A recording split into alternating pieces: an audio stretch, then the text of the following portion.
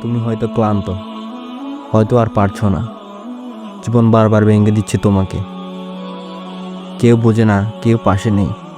মনে হচ্ছে সব শেষ, কিন্তু না, সব শেষ হয়নি। তুমি ভেঙে পড়নি, তোমার ভেতর ঈমান এখনো জ্বলছে। কোরআনে আল্লাহ বলেন, তোমরা হতাশ হয়ো না, আল্লাহর রহমত থেকে নিশ্চয়ই আল্লাহ সব গুনাহ মাফ করে দেন। আজ তুমি যে কষ্টে আছো, এটা হয়তো তোমার পরিশুদ্ধির একটা পরীক্ষা। হয়তো আল্লাহ তোমাকে জান্নাতের পথে নেওয়ার জন্য তোমার ঈমানকে শক্ত করছে। কান্না করো আল্লাহর সামনে, মানুষের সামনে না। যিনি তোমাকে সৃষ্টি করেছেন তার কাছে কাঁদো। মনে রেখো, তুমি যতই ভাঙো, ঈমান তোমাকে আবার গড়ে তুলবে। তুমিই পারবে ইনশাল্লাহ, কারণ তুমি একা নও, আল্লাহ তোমার সাথে আছেন। জার্নি টু জান্নাতের পক্ষ থেকে তোমার জন্য দোয়া রইল।